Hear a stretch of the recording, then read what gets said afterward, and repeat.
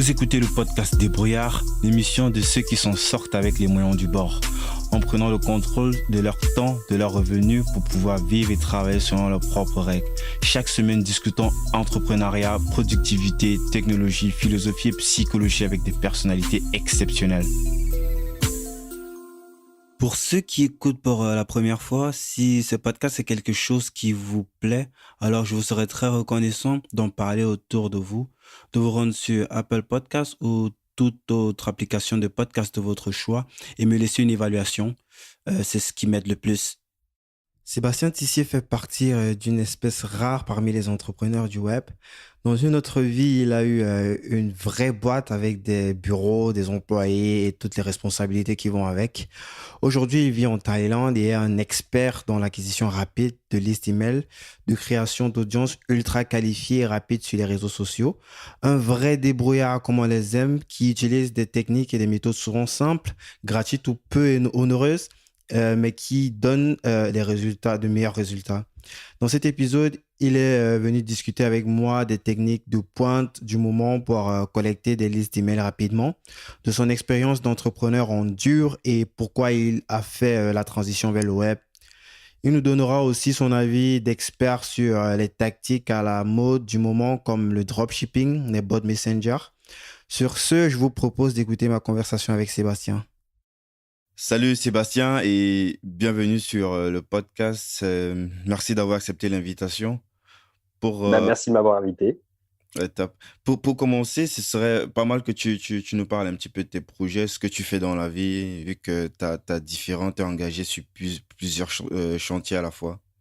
Alors, en effet, moi, j'ai commencé il y a très, très longtemps, enfin, il y a très longtemps à l'échelle d'Internet, du moins, puisque je suis maintenant un peu un vieux de la vieille sur le net, dans le sens où j'ai démarré en 2007. J'ai démarré avec des blogs, après un peu d'affiliation, après j'ai testé beaucoup d'autres business models, et puis depuis maintenant 3-4 ans, je sévis notamment sur Black Hat Marketing, et puis à titre perso, un peu sur des projets qui sont liés à l'expatriation, puisque moi je suis parti de France en 2010 et que je vis en Asie du coup à temps plein depuis 2010. Donc voilà un peu ce sur quoi les gens peuvent me trouver sur Internet et ce sur quoi je produis généralement du contenu.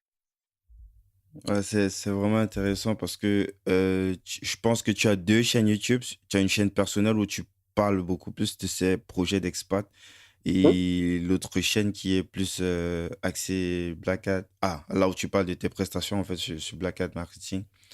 Ouais, c'est Euh, ça. Vu qu'il y a beaucoup de contenu déjà sur YouTube qui parle de ça, on pourra revenir sur ça à la fin. Moi, Mhm. ce qui m'intéresserait plus, c'est cette partie dont tu ne parles pas, ou alors les gens ne te posent pas cette question dessus, le début d'Internet en fait, ou l'avant-Internet. Parce que toi, tu as quand même vu toutes les périodes, tu as vu toutes les variations, tu as vécu aussi la période les crises aussi d'Internet. Et j'aimerais que tu nous parles un petit peu de ce moment, à tes débuts, lorsque tu as créé ta première entreprise à tes 19 ans, et le switch, en fait, de ce travail en dur au travail, à ce que tu fais aujourd'hui sur Internet. Alors ouais, moi je viens d'un milieu qui est pas du tout entrepreneurial au départ, et puis j'ai toujours eu envie, ou du moins aspiré à beaucoup plus de liberté que l'avenir qu'on nous promettait un peu du genre travaille à l'école, trouve-toi un boulot, et puis vis ta vie active jusqu'à la retraite, et puis tu pourras profiter de tes congés payés, etc. C'est un truc qui m'a jamais fait vraiment rêver. Moi, j'ai toujours cherché un moyen de m'évader un peu, à la fois géographiquement dans un premier temps, parce que j'ai grandi en Bourgogne. J'ai passé mon adolescence dans un village où il y avait 120 personnes, dont la plus grande partie étaient des sexagénaires bien tapés. Donc, autant dire qu'on s'y emmerdait royalement, et que l'idée fondamentale, ça a toujours été de partir le plus loin possible, du moins de la Cambrousse au départ. Et je suis parti quand j'en ai eu l'occasion à Toulouse. J'y suis resté 10 ans à peu près. J'ai fait un petit passage par Paris, puis je suis parti après à l'étranger. Mais ça, c'était la première vocation. Enfin, disons que ma vocation entrepreneuriale vient de ça, c'est-à-dire de cette volonté de m'extirper un petit peu de l'avenir qu'on me promettait. Et puis, la première boîte que j'ai créée, c'était une boîte, effectivement, à mes 19 ans, enfin, 19 ans, mais il y a 20 ans tout rond, donc j'étais un peu plus vieux, j'avais 23 ans, ouais, 23 ans. J'étais arrivé à Toulouse et puis par opportunisme, voilà, j'ai eu l'option de récupérer des clients et donc j'ai créé une activité qui était à l'époque basée sur de la prestation à destination des promoteurs immobiliers. Je bossais avec des agents co et on prenait des rendez-vous. Et donc j'ai fait grossir cette activité-là jusqu'à avoir, au bout de 7 ans, on a fini un peu avec une quinzaine de personnes, des salariés, avec tout ce que ça comporte de joie et puis de problèmes à gérer quand tu as effectivement aujourd'hui cette option-là. Enfin, c'est vrai que la différence, et je pense qu'il y a plein de gens qui s'en rendent pas compte, mais créer une boîte aujourd'hui, c'est extrêmement simple. C'est-à-dire que finalement, il te faut un compte PayPal, un compte Stripe, un statut, c'est réglé en un quart d'heure, une demi-heure en ligne. À mon époque, ouvrir une boîte, c'était une SARL ou un statut d'entrepreneur individuel. Il fallait, tu vois, arriver avec des billes sur la table. Tu voulais monter une SARL, il fallait 50 000 francs. Fallait que tu ailles voir un banquier pour qu'il t'ouvre un compte bancaire. T'avais pas PayPal, t'avais pas Stripe. Et tout ça, c'était un nid à emmerdement incroyable parce que quand tu rentres dans ce truc-là, après, il te faut un bail parce qu'un banquier va te dire, OK, je t'ouvre un compte bancaire, mais il te faut une adresse, il te faut des bureaux. Donc, en fait, tu vois que la logique aujourd'hui, tout est tout très lean finalement. C'est-à-dire, tu n'investis pas énormément de temps, tu n'as pas énormément d'engagement au départ. Mais c'est vrai, quand tu crées une boîte au départ, c'était extrêmement engageant. Moi, je me souviens toujours avec fébrilité d'avoir signé mon premier salarié parce que tu vois, tu sais que ça va te coûter de l'argent, tu sais que tu vas avoir quelqu'un qui potentiellement va te rapporter effectivement de l'argent aussi quand ça marche bien, etc. Mais que ça va gérer des implications qui sont du social, qui sont de faire des déclarations, qui sont des responsabilités auxquelles tu n'avais pas forcément envie d'être confronté, parce que toi, tout ce que tu voulais, c'était un peu, tu vois, faire ce que tu voulais, qui était de créer une activité, quoi, mais pas de devenir un espèce d'agent de recrutement ou de comptable. Et c'est vrai que au fur et à mesure des années, tu t'aperçois que plus tu grossis, plus tu passes du temps à gérer des tâches qui sont pas ceux, encore une fois, pourquoi tu voulais créer une boîte. Ce que tu voulais faire, toi, c'était voilà, c'était développer un business, c'était pas devenir comptable, pas passer ta vie à gérer des déclarations. Et puis, tu as des éléments qui sont, voilà, les éléments, au bout d'un moment, tu en as un peu marre, quoi, tout simplement. Et ça explique un peu mon switch. Le switch, il s'est fait pour la raison, effectivement, que j'en avais marre. Et puis, surtout, c'était la fin d'un cycle, notamment dans l'immobilier. Et j'ai juste un peu anticipé la crise finalement. Et à partir de 2007, j'ai décidé effectivement, à l'époque c'était le Far West, de me lancer sur Internet. Mais on savait pas trop ni quoi ni comment à l'époque parce qu'il n'y avait pas de mode d'emploi, il n'y avait pas YouTube, il n'y avait pas tout ce qu'on trouve aujourd'hui. Aujourd'hui, il y a trop de contenu. À l'époque, il n'y en avait pas du tout. Tout le monde te riait au nez quand tu disais que tu voulais monter un truc sur le net. C'était l'époque en plus des startups. Il y avait eu la bulle qui avait explosé. Enfin, tu vois, il y avait tout un truc où pour les gens, c'était n'importe quoi.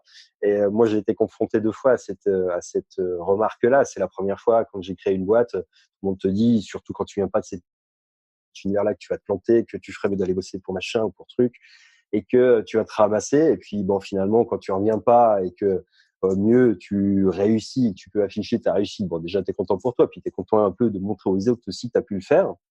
Et puis quand tu as cette partie-là et que tu expliques que tu as arrêté parce que voilà, tu en as marre et que tu veux faire autre chose, les gens sont encore une fois dans l'incompréhension de me dire mais Internet c'est quoi? C'est n'importe quoi ton truc. Pourquoi tu restes pas à faire ce que tu fais là? Ça marche bien ton machin. Enfin, les gens on pense toujours un peu à ta place et jamais avec cette vision-là que le travail n'est jamais qu'une partie de ta vie et que c'est quand même pas mal d'essayer de faire ce qui te plaît. Euh, donc voilà, depuis cette période-là, j'ai testé pas mal de modes d'emploi sur Internet. On en a créé un certain nombre aussi. On a testé des business models. Il y avait des choses qui n'existaient pas. Il y a des choses qui existaient déjà à l'époque.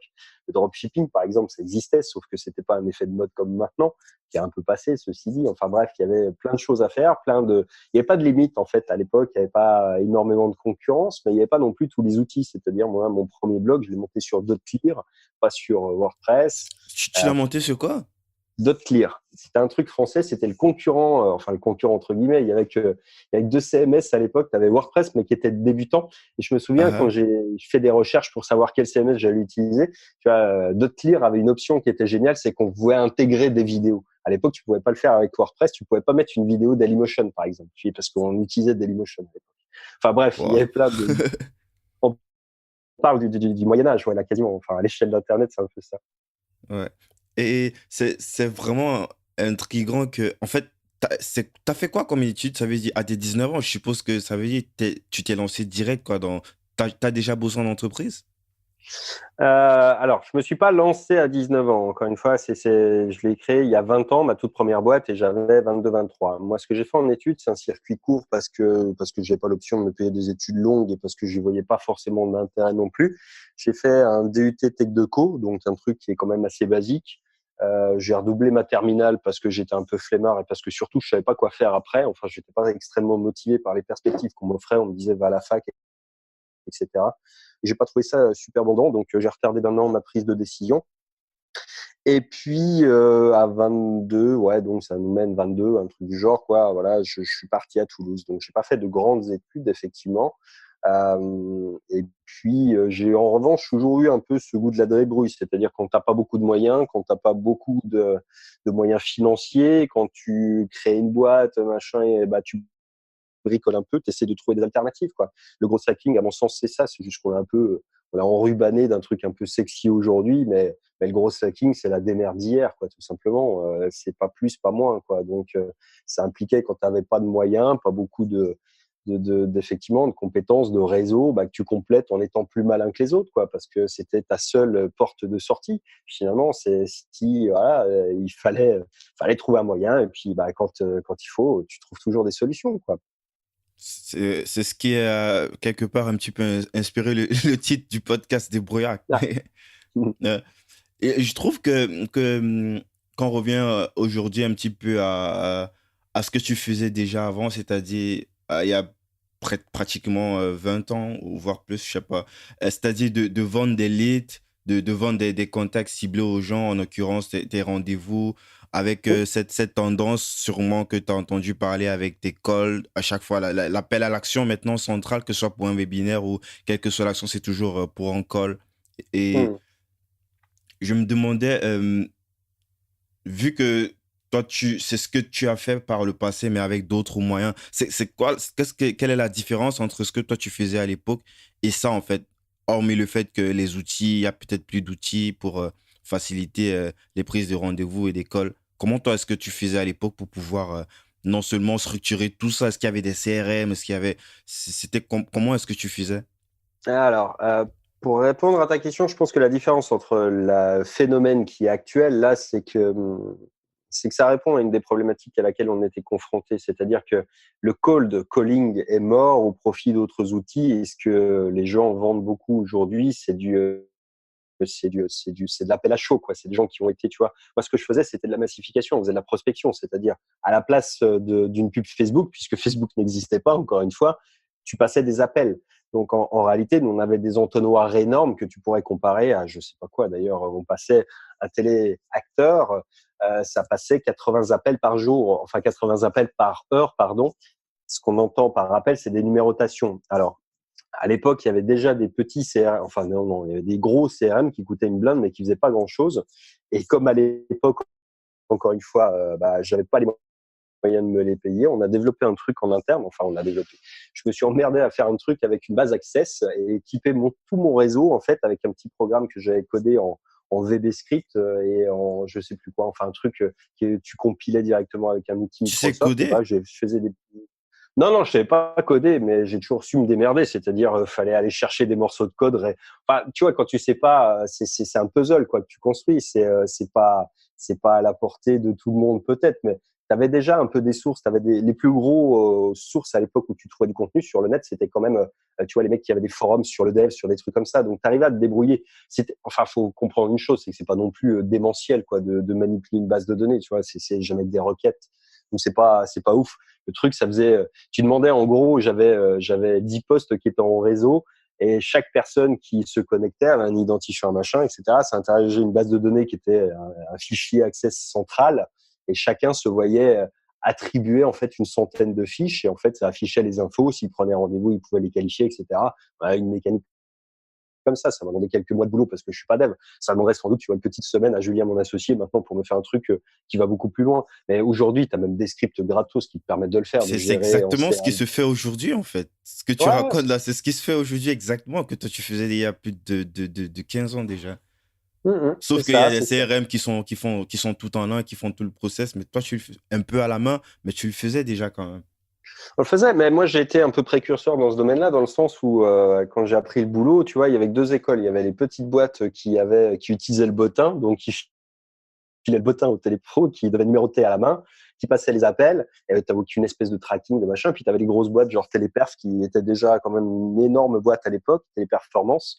Et eux, ils avaient des CRM métiers, mais ça coûtait, je sais plus, genre 60 000 francs par poste. Enfin, en licence annuelle, c'était des budgets qui étaient complètement délirants, quoi. Et ils avaient des PABX, des trucs. Enfin bref, ça demandait des millions d'investissements, ce qu'on n'avait évidemment pas. Et donc, on a inventé un système intermédiaire qui consistait effectivement à essayer d'automatiser au max. On s'est aperçu qu'en fait, ce qui posait le plus de problèmes, c'était déjà la saisie, tu vois, de numéroter. Une fois sur deux, les gens qui numérotent à la main, bon, déjà, ça leur prenait du temps.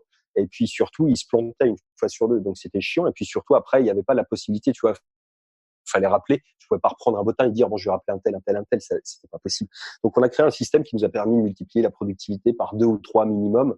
Les rendements ont explosé et puis ouais, ça a fait le job parce qu'on a pu tailler un outil qui était fait que pour nous, parce que la plupart des CRM, c'était un truc, tu vois, des usines à gaz, t'imagines un Excel dans lequel, eh bien, ça est censé s'adapter à tous les corps de métier. Tu avais des banquiers qui utilisaient ça, des mecs qui faisaient la promotion pour l'immobilier, enfin bref, tu vois, c'était censé s'adapter à tout le monde, et on a fait vraiment un truc qui était plus simple et qui était adapté à ce qu'on faisait. Donc c'était un truc propriétaire, mais encore une fois, qui était fait avec des bouts de carton, quoi. C'est moi qui ai codé, autant te dire que c'était pas du code très propre, mais bon, ça a fait le job, quoi. Ça fait le job, c'est le plus important. Et est-ce que tu avais des scripts d'appel bien affinés et calés comme ce qui Ouais. se fait aujourd'hui avec des marketeurs américains comme Sam Owens ou des Oh, ils ont rien consultants? inventé du tout. C'est la base du métier. La base du métier, les premières campagnes, les grandes campagnes de téléprospection, elles datent de Kennedy à l'époque de mémoire, je crois, où ils ont appelé quasiment toute l'Amérique un par un. Ils avaient des scripts d'appel extrêmement précis. Et quand moi j'utilise le terme, tu vois, je parle pas de téléprospection, mais de téléacteur. Parce que les téléacteurs, on leur demandait, on leur filait un texte, comme à un acteur, tu vas filer un texte et tu leur demandes pas d'improviser, tu leur demandes de retranscrire le plus possible un texte qui est millimétré. C'est-à-dire, c'est vraiment un truc qu'il faut comprendre, c'est avec une page A4, en fait, tout notre business, tout notre savoir-faire, il était concentré sur une page A4.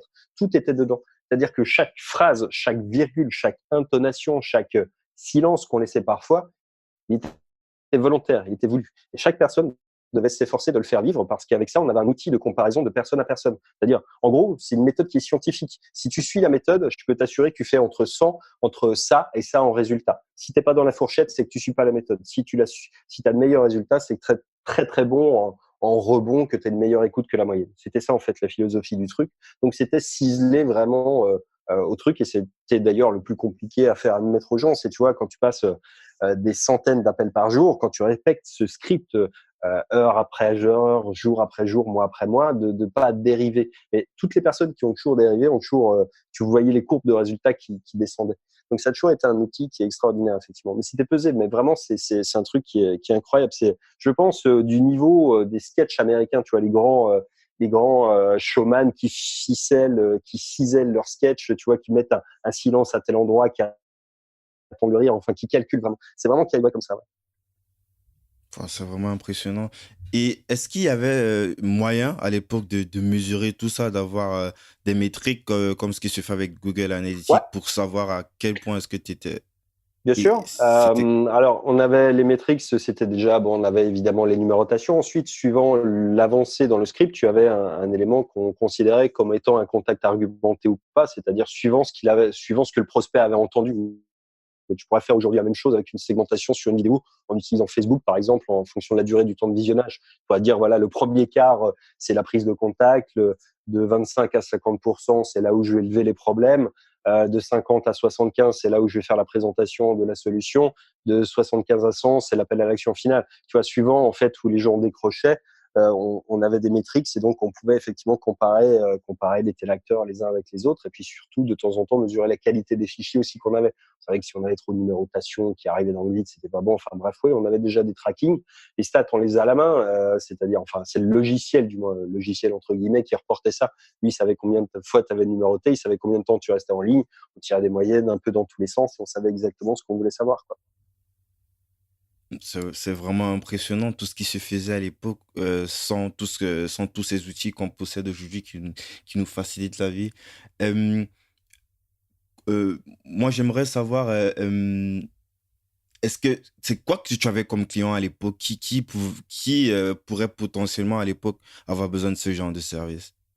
Essentiellement, alors il y avait plein de gens avec qui tu pouvais bosser. Faut pas oublier une chose, c'est que les commerciaux, en fait, ont toujours besoin de matières premières. Et pendant très longtemps, il y a eu une espèce de, de, de sale habitude, à mon sens, qui était tu vois, les boîtes embauchaient un commercial, il leur filait un bottin, il leur disait, tu te démerdes, tu prends les rendez-vous, tu vas au rendez-vous et puis tu vends. Sauf qu'un commercial, un bon commercial terrain, c'est un très mauvais commercial de prise de rendez-vous. Et donc, c'est des métiers qui sont vraiment extrêmement différents.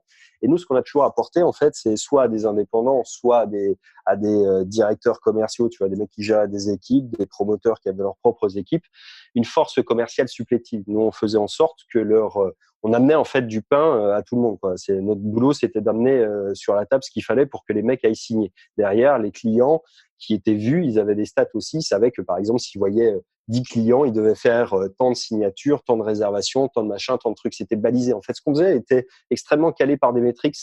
Et à l'époque, en fait, pourquoi se concentrer sur des professions immobilières? C'est parce que c'est là où il y avait le plus d'argent à prendre. C'est-à-dire que si tu veux vendre un rendez-vous cher, mettons, enfin, mes rendez-vous, à l'époque, on les vendait entre 150 et 500 euros pièce. Si un commercial, il lui faut, tu vois, 10 rendez-vous pour signer une vente, bah, ça veut dire qu'il faut qu'il gagne au moins 5000 euros pour amortir le truc. Et donc, on avait cette logique-là qui était de trouver, en fait, là, on avait le plus de valeur à apporter. Et l'immobilier, c'est là où il y avait les plus grosses marges, quoi, tout simplement. Donc, ça nous permettait de vendre et de mieux valoriser notre temps. Ah. Et est-ce qu'il y avait, est-ce que la seule source de revenus c'était le lead ou alors un petit peu comme les gens j'ai interviewé un autre Guy Bokongo qui, à part par exemple le lead qu'il vend, il se prend encore une commission si parmi les leads qu'il vend, il y a une vente qui se fait en fait dans l'immobilier. Genre, si parmi les 10 leads par exemple, il y a une personne qui est convertie, est-ce qu'il y a un pourcentage que tu vas te prendre sur la vente qui va se faire? Alors, il n'y a pas de règle, mais il y en avait quand même une que moi j'appliquais, c'est-à-dire tout est possible, mais il faut comprendre une chose, c'est que de toute façon, tu ne peux pas sécher plus un client que tu ne pourras le faire. C'est-à-dire que, tu vois, peu importe comment tu agences le truc, il faut que tout le monde s'y retrouve. C'est-à-dire que toi, il faut que Non, tu le gagnes. pourcentage, c'est pas chez le client, hein. Le pourcentage, c'est chez l'agent immobilier, en fait, que tu. Ouais, euh, mais du coup, c'est ton client à toi, c'est ça que je veux dire. Tu vois, c'est pas le client Ah, ok, final. ok. Et toi, ton client à toi, c'est l'agent IMO, par exemple.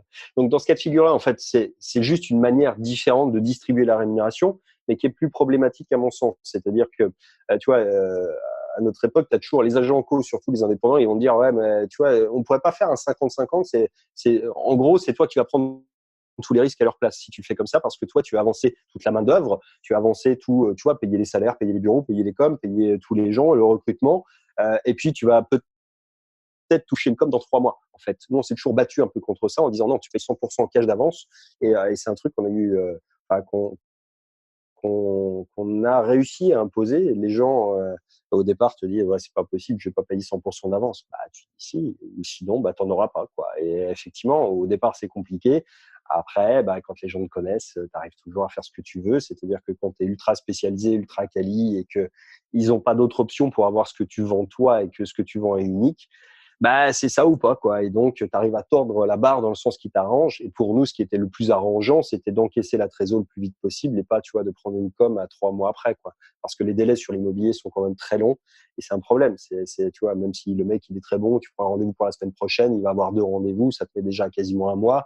Ensuite, tu as les rendez-vous notaires, les machins, les trucs, les prêts bancaires. Enfin, bref, tu perds 3 mois. Et à 3 mois, moi, j'ai d'autres échéances à gérer. Quand j'ai une boîte avec 15 salariés, j'ai l'URSSAF, j'ai la TVA et je peux pas me permettre d'avoir de la trésor incertaine. Donc les choix, ils sont faits aussi en fonction de ces éléments-là. Aujourd'hui, je les ferais peut-être différemment, mais à l'époque, c'était aussi dicté par ces considérations qui étaient beaucoup plus importantes et prédominantes que maintenant. Ok, top. Pour, est-ce que toi à l'époque, tu as eu aussi à faire des calls où tout était complètement délégué? Je veux dire, pour mettre le process, par exemple, en place, j'imagine que tu faisais toi-même lorsque tu avais un truc calé et tu pouvais Ah, enseigner moi, j'ai ça aux appris tout le autres. métier, en fait. J'ai appris tout le métier en 6 mois. C'est-à-dire que je suis arrivé à Toulouse parce qu'un pote m'a proposé de venir bosser avec lui. Et puis c'était de faire des OP de télémarketing. Donc, j'avais jamais fait d'OP de télémarketing avant. J'ai jamais écrit de script. Et puis, quand on a commencé à bosser, ça s'est bien passé. On a touché des clients, on a fait des tests et puis il fallait écrire des scripts. Donc j'ai appris à recruter, à former les gens et tout ça en fait en 6 mois. C'est-à-dire que je passais d'un truc, en fait, on a créé Wow. une activité de zéro vraiment en 6 mois, là où on n'y connaissait rien à rien et on a juste fait euh, le truc qui était opportuniste, quoi. C'est dire, les mecs arrivaient en nous disant, voilà, je me souviens encore de ce jour-là, on a des mecs qui sont arrivés et rendez-vous, on faisait rendez-vous pour savoir, est-ce qu'on pourrait pas faire un test sur truc. Voilà ce qu'on fait. À l'époque, c'était Périsol. C'est la fin de Périsol. Ils nous expliquent un peu le business de l'immobilier, de la défisque, des trucs. Ben ouais, bon, ok, on peut regarder, on va faire un test. Le truc, ça a cartonné. Bon, du coup, voilà, ils en voulaient plus. On a commencé à recruter, à former, à formaliser, à structurer, à mettre tout ça en place. Et au bout de 6 mois, bah, j'avais maîtrisé, appris et développé tous les maillons de la chaîne d'action. Et puis, c'est présenté l'opportunité, en fait, d'être. On avait un client qui voulait l'exclusivité, et ça, c'est mon pote qui l'a gardé. Et puis, il restait plein de clients sur le carreau que moi, j'ai récupéré. Donc, du coup, je suis parti créer mon activité dans mon coin avec ce que j'avais appris durant ces 6 mois-là. Mais en fait, c'est un parcours extrêmement rapide, en fait, en matière d'apprentissage était, euh, qui était ouais, enrichissant sur plein de points et qui m'a fait passer de pas grand-chose à expert en la matière en l'échelle de 6 mois. Ouais. Ok, boucler sur ce sujet pour repartir sur la transition avec le net, avec Internet, je voudrais que Mhm. c'est vrai que je connais déjà un petit peu l'histoire, mais est-ce que tu pourrais un petit peu nous parler de l'opération que tu avais lancée à l'époque pour lancer un service de contrôle médical où tu avais spammé toute la France avec des mailing fax. D'abord, c'est quoi un Ouais. mailing fax? Ah ben, mailing fax, c'était à l'époque, en fait, on spammait, au lieu de spammer par mail, on spammait par fax. Donc, c'est à peu près la même chose. Tu prends un fichier, C'est incroyable ça. tu prends Word, tu fais un template, tu prends un champ de fusion et puis tu fusionnes ça avec une base de données. Ça te recrache des fax qui partent en automatique avec un petit script qui valait 3 fois rien. À l'époque, je sais plus, on a dû payer ça 50 balles, tu vois, un truc du genre. Et on avait à l'époque, en fait, alors pour resituer le contexte, effectivement, j'avais une nouvelle activité qu'on voulait lancer qui était le contrôle médical puisqu'on a toujours un peu cette vision-là de grosse sac le système, c'est qu'on avait des gens qui étaient un peu en arrêt maladie d'une manière répétés et on pensait qu'ils étaient atteints de phlébite aiguë. Donc, on s'est un peu documenté sur la question. On a vu qu'il y avait une option qui, effectivement, quand tu es employeur, tu es censé, au-delà de certains jours d'absence, verser des indemnités maladie aux salariés. Donc, c'est pris en charge par la Sécu, mais il y en a une partie qui revient à l'employeur. En contrepartie de quoi l'employeur a le droit de contrôler la véracité et l'arrêt maladie en fait pour lequel il paye, quoi. Donc en réalité, il y avait des gens qui se foutaient ouvertement de notre gueule parce que j'en ai croisé un jour en boîte alors qu'il était en arrêt maladie, ce qui m'a quand même profondément fait chier. Et donc du coup, ça m'a titillé ma fibre et donc on s'est aperçu qu'il y avait cette option-là. Donc évidemment, ça a réglé notre problème.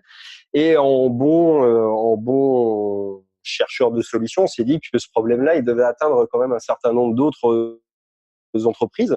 On ne devait pas être les seuls guignols à souffrir de l'absentéisme et que finalement, c'était quelque chose qu'on pouvait développer. Donc, on a tout simplement formaliser un peu l'expérience qu'on avait faite, c'est-à-dire trouver un médecin pour aller contrôler le truc, émettre un mandat de machin, enfin écrire un peu tout le process et puis développer ça sous forme de solution pour les entreprises. Et donc on a besoin de leur expliquer en fait que c'était possible pour eux et qu'ils pouvaient voilà, mettre un point, au moins, sinon mettre un terme, au moins avoir une parade et sur pas tous les arrêts maladie, mais on va pas se mentir, il y a quand même des gens où on sait ouvertement, enfin tu vois quand tu croises un Ouais, salarié qui est censé pas sortir de chez lui parce que machin, bon, tu dis que lui se fout de sa gueule, de ta gueule, mais et que t'es pas le seul, quoi. Et donc ça existe de moins en moins sans doute aussi, mais à l'époque ça existait. Et puis donc on s'est dit que ça devait exister quand même dans des proportions suffisantes pour en faire un business.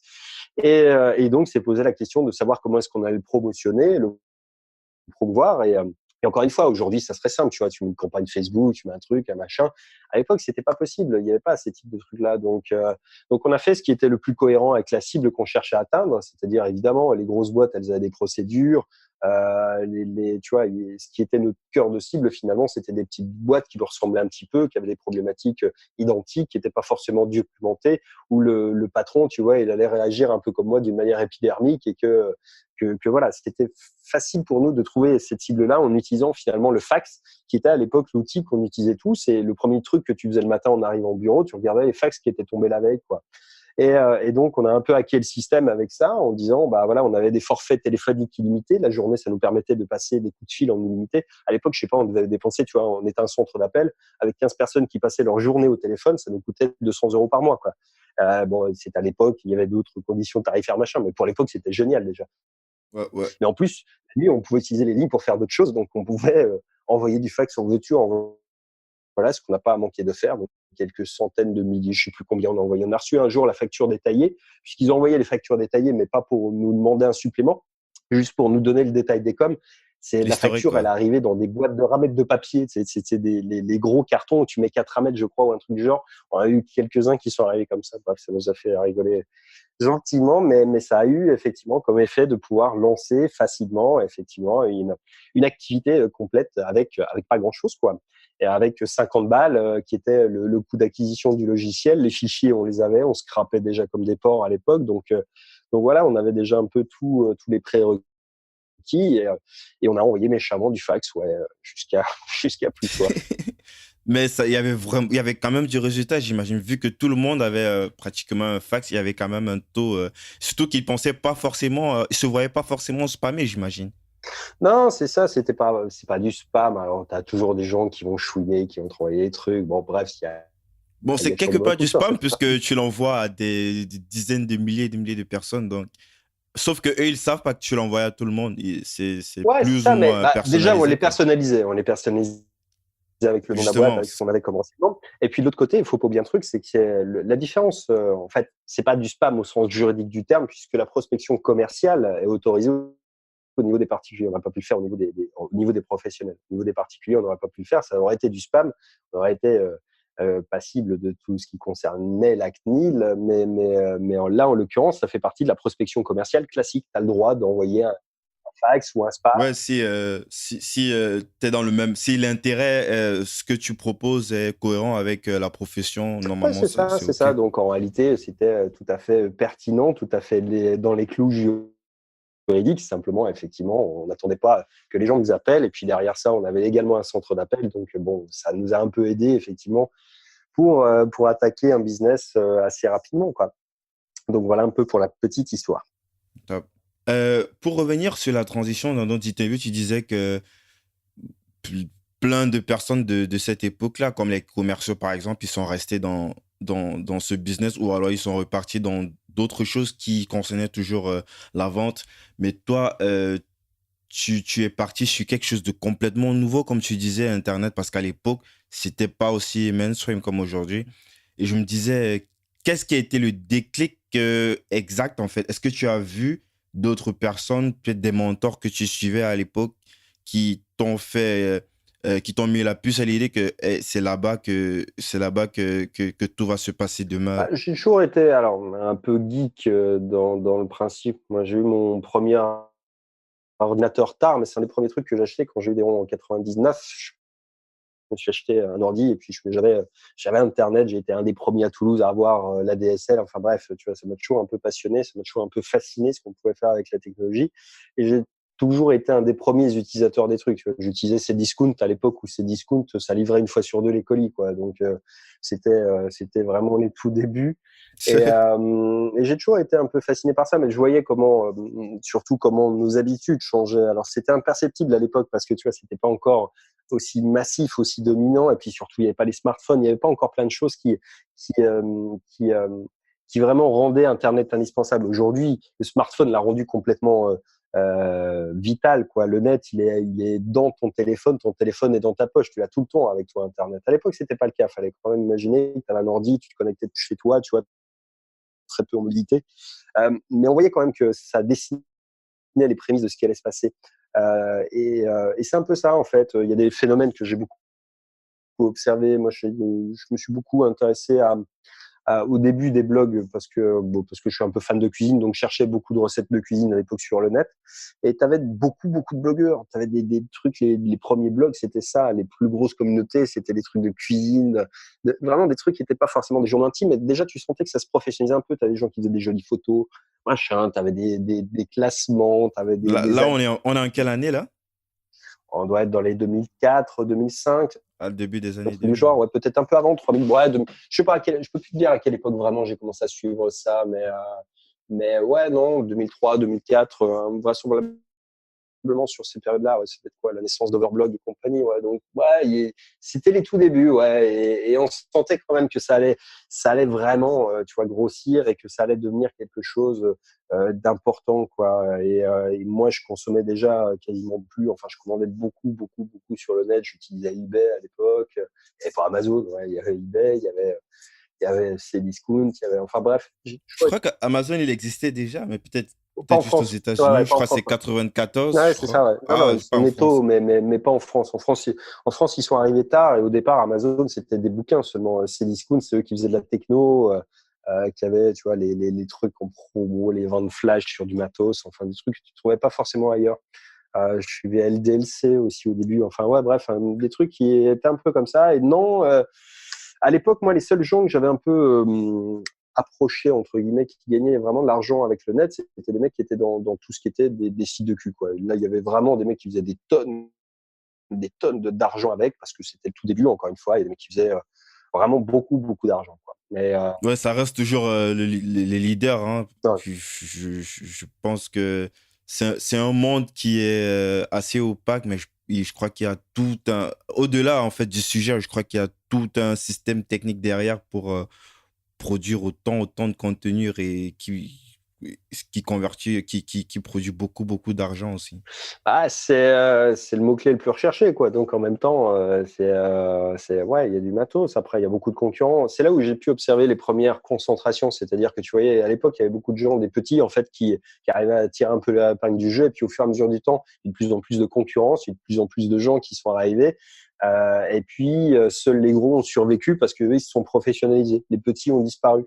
C'est une théorie que j'ai défendue il y a 2 ans en disant que ça serait pareil dans le dropshipping et dans tous les marchés, en fait, fonctionnent comme ça. C'est-à-dire qu'au départ, c'est facile, tu n'as pas beaucoup de concurrence, donc tout le monde y va parce que c'est le phénomène de la ruée vers l'or, quoi, tout simplement. Et quand tu arrives en dernier, bah, tu es forcément le plus mal servi parce que tu arrives là où il n'y a plus rien à pelleter, où tout le monde a déjà pelleté avant toi. Et, euh, et puis tous les filons sont un peu épuisés et puis ouais, c'est seuls les gros survivent, quoi. C'est les gros ou du moins les plus professionnels. Et souvent ça va de pair, c'est-à-dire que les plus pros ils commencent à racheter des petits sites, ils commencent à racheter des réseaux, ils commencent à monter en puissance, à concentrer le contenu, à concentrer un peu tout le trafic parce qu'ils ont acquis plus d'expérience, parce qu'ils sont plus capables de monétiser, parce qu'ils peuvent payer plus d'argent sur la table pour la pub, parce qu'ils ont plus de leads, parce qu'ils ont plus de force de frappe, parce qu'ils peuvent mieux négocier, parce que, enfin voilà, bref. Donc c'est l'éternel recommencement dont tu parlais un peu tout à l'heure, mais c'est un phénomène qui interviendra à n'importe quelle échelle sur n'importe quel marché du net, en fait, finalement, quel qu'il soit d'ailleurs. Euh, euh, c'est quoi ta principale source de revenus aujourd'hui sur Internet? Ce sont les prestations, la vente de formation, ou alors je sais que tu as un logiciel SaaS qui a été développé, Hmm. C'est quoi? Link.io pour faire des Linked, scrapping d'emails. Linkit, ouais. Linked.io, ouais. Ouais. Ça dépend des périodes, ça dépend de mes envies en fait. Il y a beaucoup de choses qui sont faites à l'envie dans ce que je fais. Alors le SAS, ça tourne tout seul, c'est le business automatique, donc ça c'est intéressant. Et puis après, entre les formations et les prestations, le coaching, des choses comme ça, c'est un arbitrage en fonction de mes envies du moment. Enfin, tu vois, je change régulièrement mes systèmes. De temps en temps, je fais beaucoup, beaucoup plus de formations, comme en ce moment. Et puis, j'ai des périodes où je vais faire plus de consulting, de coaching, parce que ça m'intéresse plus. Ça dépend aussi de ce que j'ai envie de faire à titre perso. C'est-à-dire, tu vois, par exemple, les formations, c'est un format qui est génial quand tu voyages. Là, en ce moment, je suis en train de voyager beaucoup. Donc tu peux faire une formation parce que tu es en asynchrone. Faire du coaching en voyageant, c'est chiant parce qu'il faut être sûr de tes disponibilités, il faut être sûr d'avoir une connexion, il faut caler tes déplacements en fonction de ça. Donc, l'arbitrage et les choix sont quand même largement dictés plus par des considérations seulement de business, mais beaucoup par des choix de vie, beaucoup plus par du lifestyle maintenant. Et vu que en fait, les prix de tes formations, en fait, c'est toujours des prix assez. En fait, par rapport à ce que tu proposes, ce sont des prix qui sont assez ridicules. Enfin, je sais pas si c'est le bon mot, mais ce sont c'est très moins cher. Je me dis peut-être, les formations, pour toi, c'est juste des produits d'appel pour pouvoir vendre peut-être des grosses prestats euh, pour du consulting ou juste avec ces petits prix, tu réussis à avoir des chiffres assez conséquents. faut jamais regarder un funnel par son entrée, il faut toujours regarder un funnel par sa sortie. Justement. Un petit prix, ça veut rien dire en fait. Ça veut rien dire du tout. C'est le principe, tu sais, tu vas chez Leclerc, ils te font l'essence à prix coûtant. C'est pour une raison simple, c'est que en fait leur business model, c'est pas de gagner de l'argent avec l'essence, c'est de gagner de l'argent sur ce que tu as dépensé ailleurs, sur enfin mille choses. Donc C'est les upsells. Ouais, c'est les upsells, il y a ça. Après, tu peux upseller sur n'importe quoi. Tu peux avoir une vision long terme ou alors tu peux vivre des petits prix. C'est possible aussi quand tu fais des grosses quantités. Tu peux prendre le business model. Tout se rapproche finalement quand tu regardes bien. Tu regardes les business physiques et tu comprends un peu les mécanismes. C'est-à-dire, c'est soit effectivement, tu as un business qui est un business d'ascension et puis ton produit, c'est un produit d'appel qui te permet d'upseller vers autre chose, ou alors bah, tu fais un truc comme, je sais pas, Lidl ou je sais pas quoi, là, un truc où tu gagnes petit, mais tu vas faire du volume d'une tellement manière importante que c'est extrêmement rentable aussi. Il n'y a pas de mauvais ou bon système. En réalité, c'est juste, il faut le regarder dans son ensemble et pas juste par un petit point. La seule considération, c'est que si je le maintiens, c'est que c'est rentable et que c'est suffisamment rentable pour que j'y accorde du temps et que c'est sans doute plus rentable que d'autres options qu'il faudrait choisir, quoi. Donc, il n'y a pas encore une fois, de dichotomie dans les trucs. C'est une vision stratégique et encore une fois, après, ce que je fais à un moment donné, c'est pas ce que je ferai toute ma vie. C'est aussi ça. C'est-à-dire que demain, il n'y a rien qui m'empêche de repasser à des prix qui seront ceux que je voudrais pratiquer, style exorbitant, quoi. C'est juste une question de choix. Et concernant ces prestations, c'est quoi que tu fais comme prestations? Ce sont des trucs en done for you, je veux dire, c'est en B2B ou c'est des prestations que tu peux faire aussi à très petite échelle à des particuliers? Ah, non, ce qu'on fait généralement, alors, déjà les prestats sont chères. Elles sont chères parce que, encore une fois, le temps est compté. On n'a pas énormément de disponibilité. Tu vois, sur les trucs, si je m'engage, c'est forcément pour des durées d'au moins 3 mois parce qu'en deçà, tu as beau être un magicien dans l'esprit des gens, il n'empêche que pour mettre des choses en place, avoir des retours, itérer, changer, modifier, retester de nouveaux trucs, il faut du temps. Donc 3 mois, ça me semble quelque chose qui est pertinent. Ça veut pas dire que tu n'as pas de résultat avant, mais ça veut pas dire que tu n'arrives pas à un système optimal en 3 semaines, quoi. C'est pas vrai non plus dans mon esprit, du moins. Et puis, qu'est-ce qu'on fait? Bah, on peut être multitâche, encore une fois, c'est-à-dire qu'on a une maîtrise à peu près globale sur la chaîne d'action d'email, par exemple. C'est-à-dire qu'on peut scraper tout ce qui existe en matière d'email à peu près partout. Et puis derrière, on sait installer des serveurs de mailing qui peuvent envoyer 10 000, 100 000, 1 million d'emails par jour. On sait écrire des emails, on sait construire des funnels, on sait raccorder tout ça à un système global. Donc, on peut construire une opération de toutes pièces. Mais encore une fois, plus tu vas mettre de choses dans la balance et plus, effectivement, ça va être à la fois long à mettre en œuvre et plus ça va être également coûteux. Mais tout ça, c'est ce qu'on fait déjà pour nos propres business. Donc, c'est ce qu'on peut reproduire pour d'autres clients. Donc, on le fait essentiellement pour des startups, pour des gens qui ont des boîtes, qui veulent basculer vers le net. Moi, pour des particuliers, ça peut être le cas pour des entrepreneurs indépendants. J'aime pas le terme. Enfin, le terme de particulier est toujours un peu trompeur dans le sens où enfin, tu vois, un particulier, il n'a pas d'intérêt à avoir ce type de mécanique, sauf s'il est entrepreneur. Dans Ouais, ce cas-là, c'est un logique, ouais, entrepreneur c'est pour vrai. moi. Un entrepreneur indépendant, oui, mais il faut qu'il fasse du chiffre parce que le truc, moi, je veux pas. En fait, ce qu'on propose, c'est de passer à la vitesse supérieure, mais pas d'amorcer la machine, quoi. Si tu veux, pour que ton OP elle soit intéressante pour nous, pour qu'on ait de la matière à t'apporter et des résultats à te donner, il faut que tu me dises voilà, j'ai un funnel, j'ai un produit qui marche, je veux passer, je veux en vendre beaucoup plus, quoi. Si tu me dis bon, je sais pas par où démarrer, le business model, je suis pas sûr, et puis le produit, bah non, j'ai rien, j'ai pas de best-seller. Je vais dire bon bah reviens quand tu auras quelque chose de prêt parce que ça c'est pas mon taf, quoi. Je peux t'y aider évidemment, mais ça c'est une démarche qui est tellement personnelle de trouver ton propre cœur de métier, ton propre apport de valeur, la cible sur laquelle tu veux te concentrer et puis surtout comment tu vas traiter le problème. Le même problème, tu peux le traiter avec un produit que tu vas traiter en e-commerce, en dropshipping, tu pourrais en faire une formation que tu vas vendre aux gens, tu pourrais faire du coaching ou tu pourrais faire du consulting et aller chez eux pour le résoudre. Tu prends, je sais pas, l'aquaponie, par exemple, tu vois, tu pourrais utiliser les 4 méthodes différentes. Elles ont toutes des implications de business model qui sont différentes. Tu vas pas t'adresser aux mêmes personnes, pour le même Justement, prix. en parlant d'aquaponie, j'ai déjà entendu parler de ce sujet plusieurs fois, enfin, toi, quoi, dans des interviews. Ouais, je le garde en Et référence puis, maintenant parce que plein de gens m'en ont reparlé. J'en avais parlé dans le podcast de Stan, effectivement, et vu que c'est devenu quelque chose dont on me parle, j'ai gardé le gimmick. Donc, je parle d'aquaponie dans les exemples. J'aurais pu parler de jardinage, de tout ce que tu veux, mais l'aquaponie, c'est un bon exemple. C'est un exemple quand même. C'est un truc, j'avais jamais entendu parler de ça avant. C'est incroyable, en fait. Est-ce que tu peux expliquer ce que c'est pour les auditeurs? Alors, je suis pas un expert en aquaponie, donc ma définition, ça peut-être pas celle d'un puriste, mais pour moi, c'est remettre un écosystème en place où tu vas à la fois faire de l'aquaculture, où tu vas avoir des bassins de poissons qui vont être alimentés en fait par des bassins dans lesquels tu vas cultiver des plantes. Et en fait, c'est un circuit qui tourne en circuit fermé, dans le sens où les déchets des plantes vont alimenter les poissons et les déchets des poissons vont remonter, alimenter les plantes. Et donc, c'est un micro-écosystème parfait dans le sens où il n'est pas pollué par l'extérieur et tu peux à la fois bouffer des poissons quasiment toute l'année et des légumes que tu as envie de cultiver sans qu'ils soient pollués par des engrais, des pesticides et par même le contact avec le sol puisque tu fais de la culture hors sol. Donc tout ça, après, tu peux le mettre en matière geek, c'est-à-dire avec contrôle de la luminosité, panneaux solaires, serre, machin. Et tu peux faire une ferme avec chez toi. Il y a des boîtes, il y a des startups françaises, je crois, notamment, qui l'ont fait du côté de Toulouse, Agricool ou un truc du genre. Enfin bref, c'est un truc qui m'intéresse assez pour la passion que j'évoquais un peu pour le côté geek et puis l'autre dont j'ai un peu parlé quand je parlais des blogs culinaires. Ça rejoint un peu les deux. Donc il y a des choses comme ça qui m'amusent beaucoup. Et l'aquaponie, ouais, c'est à la fois tech et à la fois ancestral, c'est-à-dire ça reproduit des trucs qu'on trouve beaucoup dans les maisons japonaises, de quoi chinoises aussi un peu. Tu sais, t'as les bassins où t'as les poissons qui sont des poissons décoratifs maintenant d'apparat. T'as des carpes énormes, mais elles sont nourries par les déchets en fait, les déchets d'alimentation.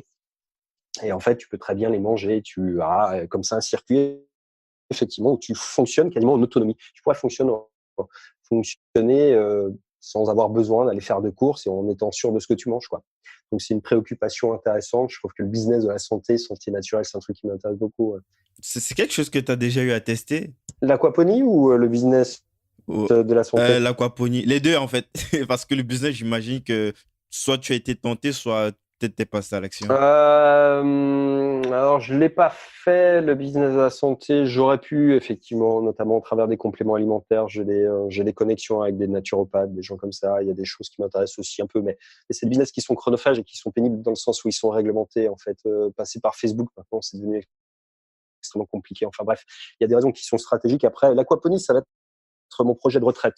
C'est-à-dire quand j'ai décidé de lever le pied un peu, quand j'approcherai bientôt de la cinquantaine, je me mettrai à faire je vais chercher là pendant les années qui viennent un peu un terrain où me poser et mettre ma petite ferme d'aquaponie en place pour mes vieux jours quand j'aurai un peu la flemme de bouger.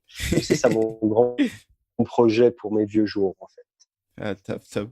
À quoi est-ce que ça ressemble tes formations aujourd'hui? Ce sont sous forme vidéo, des slides ou... Essentiellement des slides PowerPoint. Alors, s'il y a besoin, effectivement, de temps en temps, je suis un peu de screencast, mais je montre pas ma tête dans le sens où c'est pas nécessaire. Les gens la voient suffisamment par ailleurs, ailleurs avant. Mais les formations, je suis plutôt sur un format qui est hérité de mes habitudes d'entreprise, c'est-à-dire, tu vois, pas le truc griffonné. Les commerciaux, ils aimaient bien, les promoteurs, ils aiment bien les slides, quoi, les PowerPoint. Ça parle à tout le monde dans une boîte et c'est un peu une habitude que j'ai gardée. C'est un avantage qui est de pouvoir structurer ma pensée et puis les clients en général sont contents d'avoir un support sur lequel se rattraper. On livre ça en plus en complément de la formation, donc ça te fait un truc qui a un peu la version synthétique de ce que j'ai expliqué. Donc c'est un format qui est voilà mon format, encore une fois, plus que j'utilise maintenant depuis des années, effectivement, qui est un peu la patte, la marque de fabrique, quoi. Je sais qu'il y a plusieurs sujets variés. Est-ce que tu peux nous parler un petit peu des sujets dont tu traites en général dans tes formations, pour ceux que ça pourrait intéresser dans l'audience? Alors là, on parle vraiment, pour le coup, de tout ce qui concerne. Alors, je suis moins dans les trucs débutants encore que là, on est quand même sur des formations qui sont des formations un peu de base dans le sens où il y a plein de choses à explorer. Là, les dernières formations que j'ai faites cette semaine, c'est sur la viralité. Donc, comment est-ce qu'on construit une viral loop? Donc, je vais t'expliquer un peu ce que c'est qu'une viral loop, comment tu pourrais en tester, les options qui s'offrent à toi. Et puis après, on introduit, pour les gens qui s'intéressent effectivement dans les autres trucs, eh bien, un peu de gros hacking, c'est-à-dire comment est-ce que tu peux gros hacker une viral loop pour démultiplier ses effets. On peut aller dans le black hat en disant, voilà, comment est-ce que tu peux faire en sorte que ta boucle, elle soit virale à coup sûr à 100% des cas, c'est-à-dire éliminer l'échec de l'équation. Donc, en fait, j'ai construit maintenant des formations qui sont plus graduelles, c'est-à-dire que c'est censé répondre un peu à les besoins de toute mon audience, qui est effectivement, il y a des gens qui arrivent, qui sont, et vu que je traite d'un sujet toutes les semaines, tu vois, tu as des gens qui ont peut-être fait, par exemple, de la pub Facebook et qui n'ont pas fait Instagram. Donc, on va leur faire une formation qui est une formation de base. Et puis, s'ils veulent aller plus loin, ils vont prendre l'autre qui va permettre d'aller plus loin.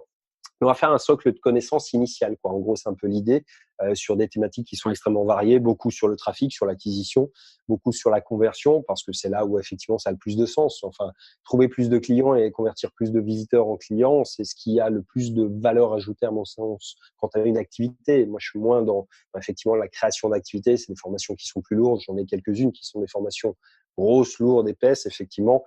Maintenant, ça a l'avantage aussi de répondre un peu à un de mes traits de caractère qui est de celui d'être curieux, de toujours tester de nouvelles choses et donc explorer un nouveau domaine toutes les semaines, ça m'intéresse, ça me passionne et puis ça permet de toucher plein de sujets, quoi, et puis d'être toujours dans la tendance. Il y a toujours de nouvelles choses à découvrir, il y a de nouveaux canaux, il y a de nouvelles méthodes, il y a de nouvelles stratégies, il y a de nouvelles habitudes, il y a des choses qui sont, tu vois, dont personne n'a parlé, il y a des phénomènes qui émergent parfois, donc c'est intéressant de rester un peu toujours au cœur du truc et pas forcément camper sur ses habitudes. Encore une fois, après, c'est mon système, c'est pas, je compte pas un système plutôt qu'un autre. Le mien, c'est ça, parce qu'il me convient bien, moi. C'est-à-dire que, encore une fois, les gens qui me suivent pour ce type de raison-là, parce que j'ai toujours quelque chose de neuf à leur apprendre, parce que j'ai toujours des méthodes qu'ils ont jamais vues spécifiquement ailleurs, dans la plupart des cas. J'ai des trucs qui sont parfois un peu extrêmes, mais bon, voilà, ça fait pas toujours à tout le monde.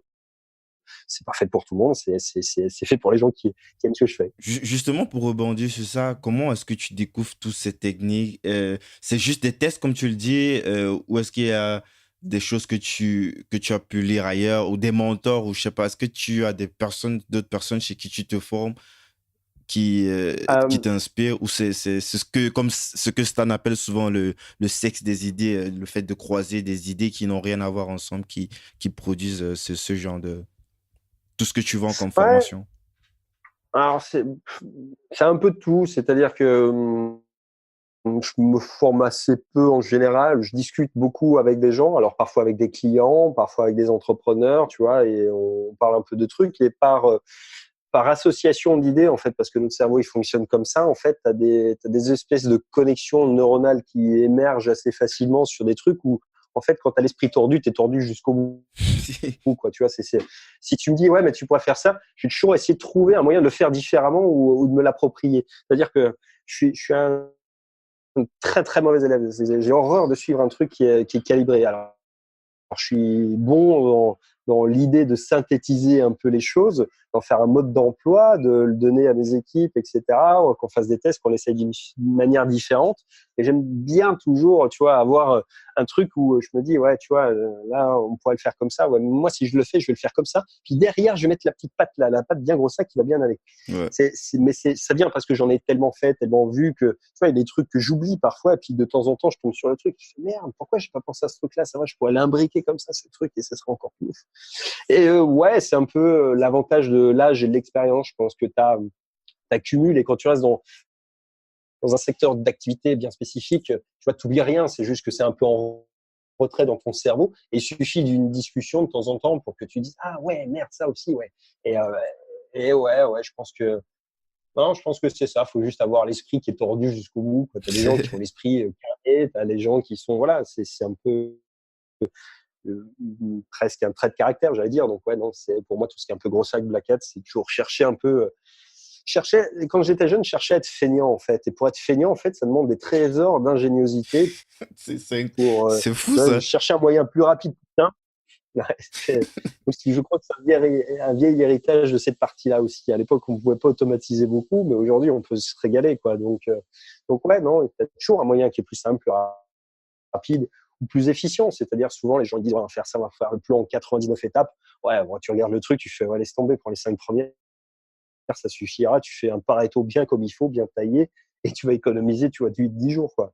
Donc, euh, donc non, ouais, faut être, ouais, je sais pas, faut avoir ça un peu dans sa nature, sans doute, aussi. Bah, tu as beaucoup parlé de dropshipping aussi, et c'est quelque chose qui est vraiment très mainstream, même si, ouais, il y a eu beaucoup de scandale avec, je sais plus comment il s'appelle, ce YouTuber qui a un petit peu dénigré ce business et tout, le business model en lui-même, pas la légalité du business, mais plus le business model en lui-même.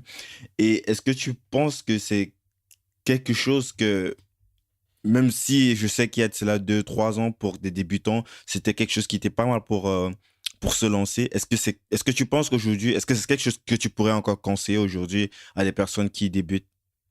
Ah, ce qu'il faut comprendre, c'est que quelqu'un qui débute, il va avoir un défaut majeur par rapport à moi, c'est qu'il n'aura pas mon expérience. C'est-à-dire que, et c'est le cas pour tous les formateurs, c'est-à-dire que peu importe la méthode que tu vendes, tu vois, même la meilleure méthode, il y a pas de formule à la fois magique pour faire des millionnaires. Il y a juste en fait des compétences que tu développes et que tu acquiers au fur et à mesure du temps. On ne construit pas un business de 0 à 1 million en un mois. Et ceux qui réussissent à le faire, c'est juste qu'ils ont déjà fait avant un business à 1 million et qu'ils l'avaient fait en 3 mois avant. Et avant ça, ils l'avaient déjà fait mais en 6 mois ou un an. Ce que je veux dire, c'est que ce principe d'itération qui te permet d'être meilleur et qui permet de t'améliorer dans le temps. Les débutants ont un défaut qui est majeur, mais c'est logique et c'est normal. C'est ce sur quoi on les met le moins en garde, c'est qu'il va falloir qu'ils compensent tout le manque d'expérience qu'ils n'ont pas. C'est-à-dire que si, tu vois, tu me mets à côté d'un débutant et que tu me files la même méthode, il y a quand même plus de chances, si je m'y donne à 100%, que j'ai plus vite des résultats que lui ou de meilleurs résultats, mais parce que j'ai d'autres réflexes, parce que j'ai déjà fait plein de choses. Donc, tout ça pour dire qu'il n'y a pas de bonne ou de mauvaise méthode. Le dropshipping, c'est pas un mauvais business model en soi. Au départ, c'est un hack, le dropshipping. Le dropshipping, c'est juste comment est-ce que je peux faire pour pas acheter le produit, pour pas l'avoir en stock chez moi. Je vais demander au mec qu'il l'envoie uniquement quand j'ai un client qui l'achète, quoi. C'est ça, en fait, le dropshipping. Donc, le dropshipping, c'est pas un mauvais business model. Ce qui est mauvais, c'est, en fait, ce qui en a été fait, ce qui a été promu.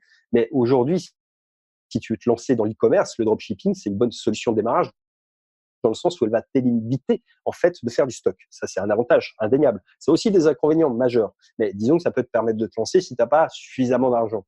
Après ça, il faut être conscient d'un truc, c'est que ça soit de l'e-commerce, puisque le dropshipping n'est jamais que de l'e-commerce. C'est du commerce. C'est du commerce, c'est la même chose que le consulting, que le coaching, que de la vente de formation, que de la presta, que peu importe ce que tu vends, ça se vend toujours de la même manière. C'est-à-dire, tu vas créer une audience, tu vas créer une mailing list, tu vas apprendre à la relancer, tu vas apprendre à l'exploiter, tu vas devoir apprendre à faire de l'acquisition. Si tu es suffisamment bon en acquisition, n'importe quelle niche de n'importe quel dropshipping est attaquable aujourd'hui. C'est-à-dire, tu vois, tu as des mecs qui disent, ouais, c'est mort, il y a les colis pour chiens, les trucs. Non, si tu es bon en acquisition, tu t'en fous, tu peux payer 3 fois plus cher le client que n'importe qui, tu vois, c'est ça en fait l'idée derrière ça. Et pour être bon en acquisition, faut être bon tout court, quoi. Donc c'est pas un débutant qui va forcément être le plus à même d'y arriver, évidemment. Et pour finir sur cette partie-là, ce que je conseillerais et ce que j'ai déjà conseillé moi, c'est de partir sur un endroit où il y a de l'argent. C'est-à-dire, aujourd'hui, il y a des gens qui ont beaucoup plus besoin que Madame Chombier d'un colis pour chien, quoi. Ça va être une boîte d'appui pour sa stratégie marketing qui est inexistante. Et une boîte, en fait, est capable de te filer 500, 1000, 2000 balles par mois si tu apportes de la valeur, évidemment, parce que c'est pas un ticket de loto, mais tu vas être capable d'avoir un bien meilleur apport de valeur, de résoudre un problème qui est beaucoup plus important pour une boîte et pour lequel elle a un bien meilleur retour sur investissement. Tu vois, je peux expliquer la même formation, je peux la donner à un particulier. Si ce particulier, il gagne 1000 balles par mois avec mes conseils, et si je la file à une boîte et que les mêmes conseils, la même chose exactement, ça leur rapporte 100 000. Évidemment que la boîte qui gagne 100 000, elle va être plus à même de me donner beaucoup d'argent pour que je continue à bosser pour elle. Là où un particulier va me dire, bon, tu m'as fait gagner 1000 balles, je peux t'en donner 500. Ce qui est normal, c'est l'échange de valeur qui est conçu comme ça. Donc, si tu dois trouver, tu vois, ça rejoint un peu l'idée de pourquoi est-ce que j'ai choisi des commerciaux dans l'immobilier comme client au départ. C'est parce que c'est là où ça payait le plus, c'est là où il y avait le plus de besoins et là où mes rendez-vous avaient le plus de valeur. C'est-à-dire que je savais que pour eux, une signature, ça pouvait rapporter 5, 10 000 balles. Et là, j'étais capable de leur vendre des produits beaucoup plus chers. Mais encore une fois, c'était le même rendez-vous. C'est pas plus compliqué à prendre qu'un autre truc, hein, un rendez-vous en défi. C'est juste que ça demande plus, faut les ciseler un peu, mais je veux dire, c'est la même mécanique, quoi. Et c'est juste exactement la même chose. Donc, pour un débutant, il va falloir qu'il se forme, il faut qu'il soit bon parce que l'argent ne tombe pas du ciel. Si on t'en donne, c'est que tu es bon quelque part ou du moins que tu es meilleur que la personne qui va t'en donner. Et quant au choix de la cible, moi, je privilégierais le B2B parce qu'autour de toi, tu peux aller voir je sais pas, des commerces physiques qui sont tous en train de tirer la langue parce qu'ils n'arrivent pas à trouver de clients, parce qu'ils s'en sortent pas. Et puis, je leur proposerais de gérer leur com sur le web, d'une opération X ou Y, leurs réseaux sociaux, enfin bref, d'utiliser cette porte d'entrée-là, parce qu'encore une fois, un commerçant, c'est rien, 500 balles pour lui, c'est rien comparé à un smicard à qui tu vas prendre 500 balles. Donc, encore une fois, c'est juste cohérent à mon sens, c'est des maths, quoi, c'est de la bonne logique. Et les boîtes, encore une fois, c'est une question de vie ou de mort. Un particulier, il a encore le chômage, un boulot, un truc. Il y a un moyen de s'en sortir. Une boîte, s'il n'a pas de clients, elle meurt. Et une boîte, elle a des échéances tous les 3 mois. C'est, tu vois, quand on est dans un problème douloureux, urgent et vraiment béton, bah, c'est celui-ci, à mon sens. Ouais. Ouais, ça fait sens. J'aimerais qu'on parle d'un autre sujet. Est-ce que les bots Messenger vont remplacer l'email marketing? C'est un sujet que tu as beaucoup Non. traité et qui m'intéresse particulièrement. Vu qu'il y a cette possibilité comme avec les emails, de pouvoir constituer sa propre liste. Ouais, alors je vais sortir ma boule de cristal et je vais te répondre. Non, ça va pas remplacer l'email pour 2 raisons. La première, c'est que tu peux créer une liste, mais cette liste, t'en es pas propriétaire, ce qui est le plus dangereux. En fait, la seule chose d'être propriétaire aujourd'hui, c'est de 2 éléments. C'est de ton audience. Ton audience, c'est pas forcément une liste d'emails, ça peut être une liste d'adresses postales, ça peut être une liste d'adresses email, mais une liste de numéros de téléphone. Et surtout de la relation que tu as avec ces personnes-là. C'est-à-dire que, tu vois, c'est pas parce que je te filme ma liste de clients que tu en tires un centime. Parce que ce qu'ils achètent, ce qui leur plaît, c'est ce que fait Seb. C'est pas ce que tu feras toi ou ce que quelqu'un d'autre ferait. C'est une valeur qui est différente. Donc, ça veut dire que c'est vraiment ça, en fait, qui est la clé de voûte de ton business. Et Messenger, en fait, n'est jamais qu'un supplétif, à mon sens. C'est-à-dire que ça offre pas mal d'opportunités, effectivement. Ça offre un mode de communication alternatif, mais pas encore une fois, qui va remplacer. Pour 2 raisons. La première, c'est que aujourd'hui, les vannes sont grandes ouvertes et Facebook nous laisse faire à peu près tout et n'importe quoi. Ça va pas durer parce que, encore une fois, là, je peux te l'assurer, et moi qui ai vu passer quand même quelques évolutions et quelques révolutions sur Facebook, tu peux être sûr et certain qu'un jour ou l'autre, il faudra payer pour envoyer des messages parce que c'est juste logique. Il n'y a aucune raison qu'une boîte commerciale, tu vois, te laisse jouer avec son fichier client, puisque, ou du moins prospect, ou du moins ce qui a le plus de valeur pour eux, c'est-à-dire leurs utilisateurs. Encore une fois, il faut juste comprendre les règles du jeu. C'est Facebook est pas là pour te faciliter la tâche. Facebook est là pour prendre du blé. Leur modèle de rémunération, c'est de faire en sorte de faciliter la communication entre leurs utilisateurs et des entreprises. Et pour ce faire, ils te facturent. Donc, tôt ou tard, il faudra payer pour. Donc, ça, c'est la première des choses. Et surtout, ils vont commencer, à mon avis, avant de faire biler, ils vont commencer par réglementer un peu le truc et virer un peu tout ce qui est emmerdant. C'est-à-dire que le Messenger, c'est un peu comme l'email. C'est-à-dire, au départ, tu peux envoyer autant que tu voulais. Et puis, les filtres anti-spam se sont mis en place parce qu'ils ont commencé à analyser qu'en fait, ça ennuyait les gens. Ce qui ennuie les gens, ça les pousse à ne pas revenir. Et ça, c'est dangereux pour le business model. Encore une fois, mets-toi dans les ponts de Facebook et tu comprendras ce qui arrivera, quoi.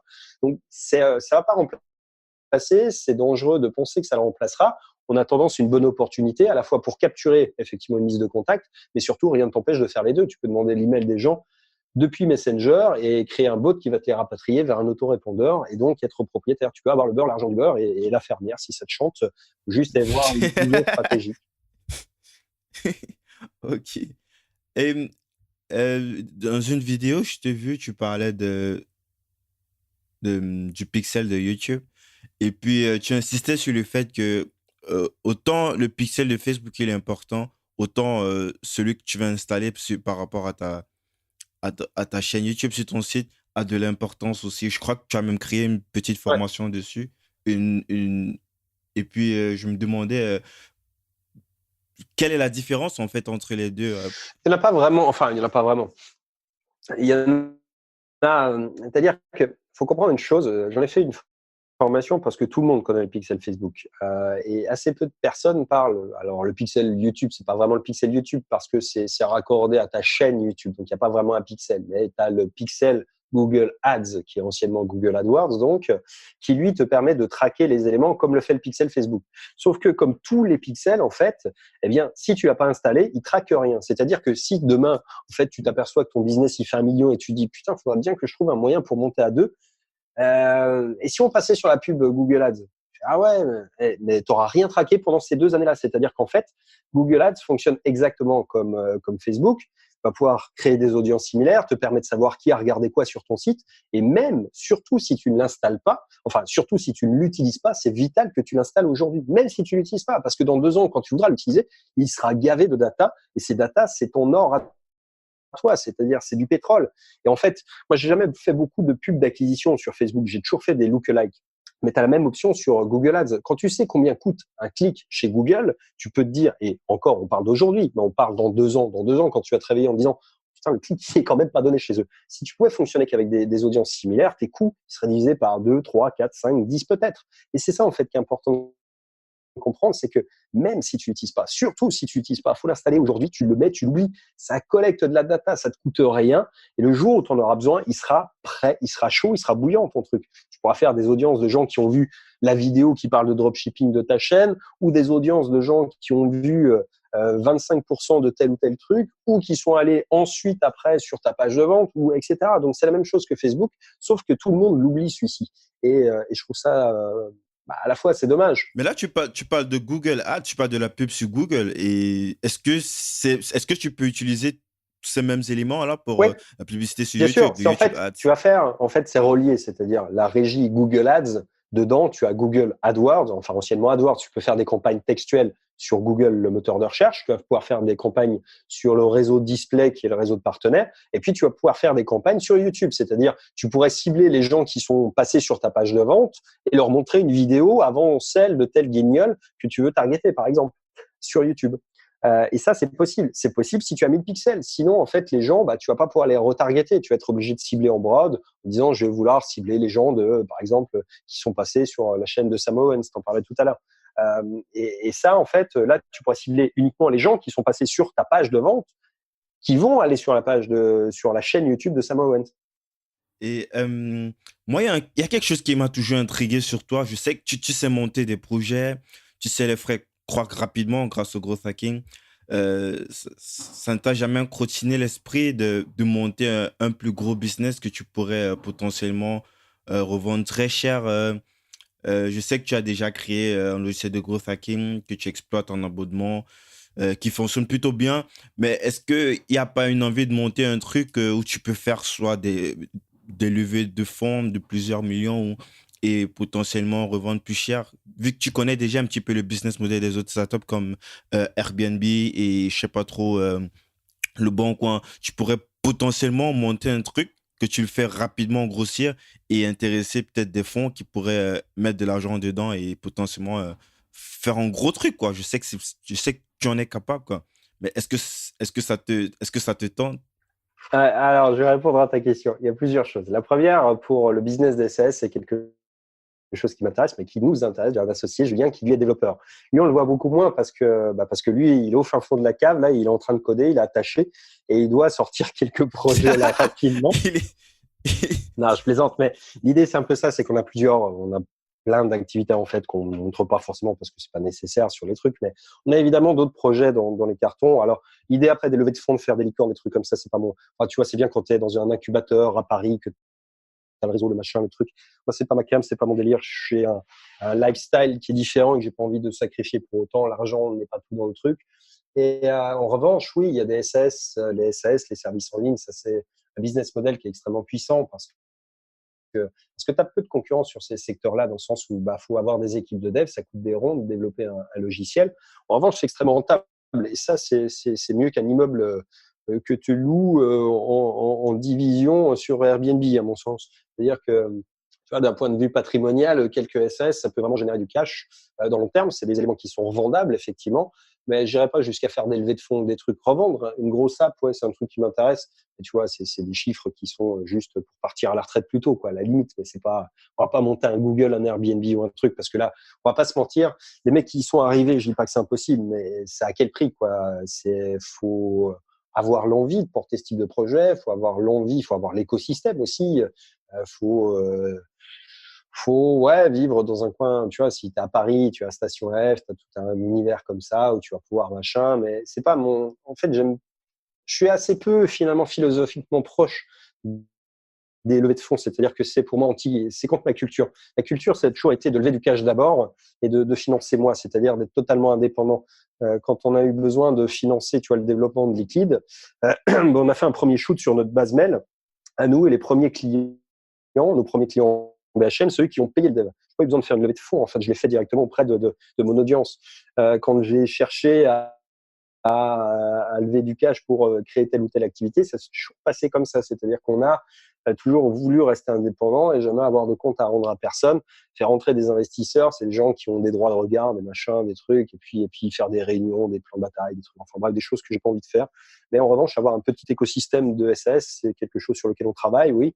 On en reparlera prochainement d'ailleurs dans les semaines, mois qui arrivent.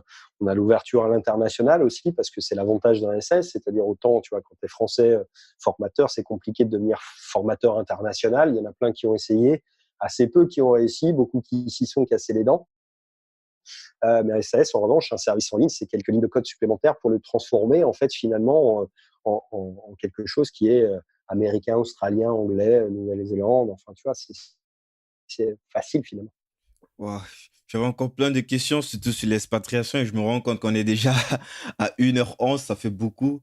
Ouais, Bah, on fera peut-être un deuxième épisode une prochaine fois alors ouais, sur la j'imagine bien. partie. Et est-ce que quand même, t'as un truc, est-ce que tu as une formation ou quelque chose par rapport au sujet de l'expatriation pour ceux que ça pourrait intéresser? Ou je pense, on peut déjà mettre le lien, par exemple, de la chaîne YouTube où tu parles d'expatriation. Peut-être qu'il y aura plus d'éléments là-bas. Ouais, je te donnerai un lien particulier. Je suis en train de préparer. J'avais fait une petite compte, je vais en faire une qui est un peu plus complète, encore une fois, parce que j'ai une vision des choses qui est très particulière sur la question. C'est que c'est un peu comme l'entrepreneuriat. L'expatriation, c'est pas fait pour tout le monde. Il y a beaucoup de gens qui en rêvent, pas forcément toujours pour les bonnes raisons.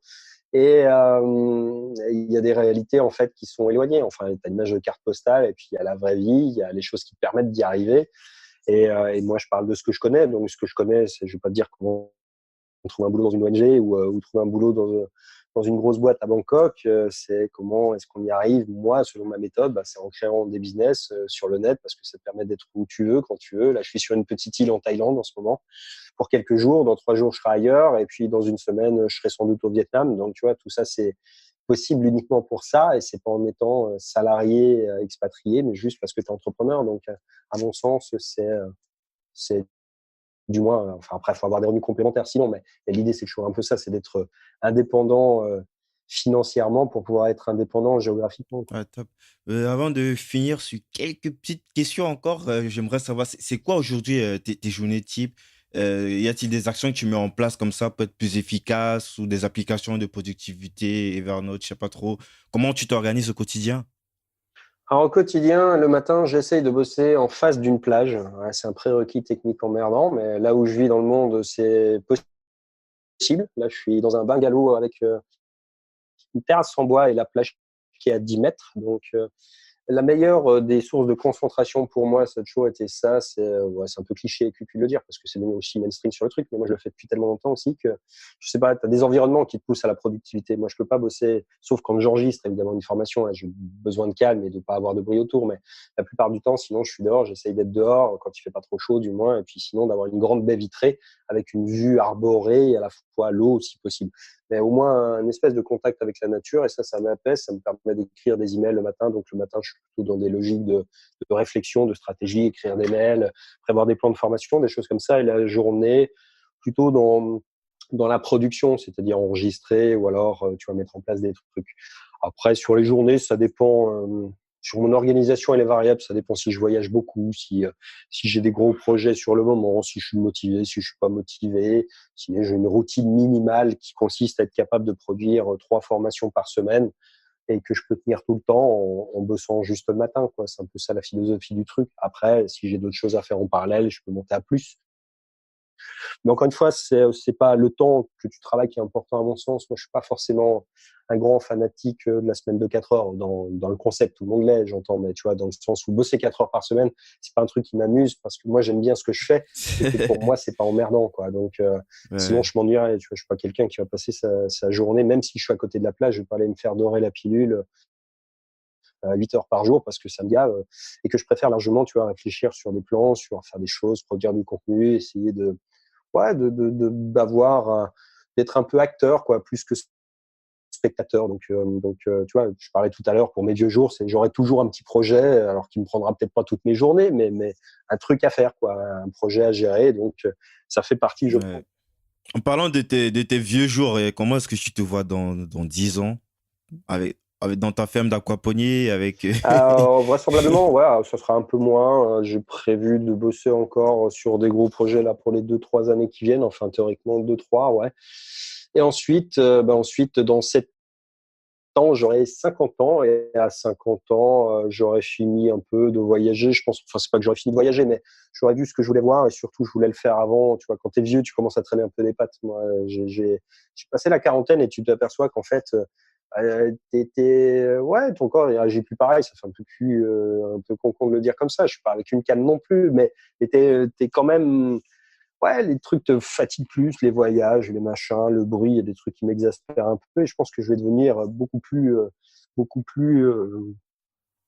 posé, casé. intolérant avec le temps. Ouais, donc les gens, le monde, la foule, ça m'exaspère assez vite. Et je pense qu'avec l'âge, ça va pas s'arranger. Donc je pense qu'à terme, d'ici 7 ans, je me serais trouvé sans doute un petit coin reculé dans un endroit que j'aimerais bien, suffisamment pour y passer au moins la moitié de la semaine. Et puis que je ferai un peu d'aquaponie, un peu de net et peut-être un peu d'éco-resort ou un peu de trucs comme ça. Tu vois. C'est un peu ça. Ouais, est-ce qu'il y a un bouquin que tu recommandes souvent? Tout dépend à qui et pour faire quoi. Sur les trucs un peu Ben, ce que tu offres souvent à Noël, mythiques, par mais qui m'ont fait exemple, rigoler. disons, que tu offres comme cadeau à Noël. Je ferai assez peu de bouquins, mais parce que mes proches sont pas vraiment dans l'entrepreneuriat, ils lisent assez peu. Donc du coup, c'est pas forcément les bouquins que j'offre. Mais non, qu'est-ce que je recommanderais? C'est allez, un qui m'amuse, qui est une référence pour moi, ça reste la pub scientifique d'Hopkins, dans le sens où ça a cassé un peu. On a l'impression qu'on vit avec la technologie et que l'A/B testing, ça Ah arrivait ouais. avant-hier. Et Je crois qu'il n'y a pas de version en français, Scientific Advertising. Je crois que c'est juste en anglais, je pense. ouais, de mémoire. Ah, attends, je dois en avoir une en PDF, je crois, moi, qui traîne, qui a été traduite de mémoire. Faudrait que je vérifie. Je te ferai passer peut-être le lien si vous voulez. Mais Est-ce que c'est légal si on met ça à disposition des gens? C'est bizarre. bah, celui-ci, il est tombé dans le domaine public, je crois, de mémoire, puisqu'il l'édition date de 1920, quelque chose, 23, je crois. Ah, top. Dans ce cas, je mettrai alors le lien du PDF en description pour ceux qui seraient intéressés, quoi. Ouais, Top. on vérifiera en cas. Mais ouais. D'accord. Et une dernière question, qu'est-ce que tu ferais si tu n'avais pas peur? C'est une question qui pose souvent en interview sur Facebook. Si j'avais pas peur, dans quel domaine? Si tu n'avais pas peur en général dans la vie, qu'est-ce que tu pourrais faire? Peut-être des trucs fous, des trucs que tu pourrais oser comme ça.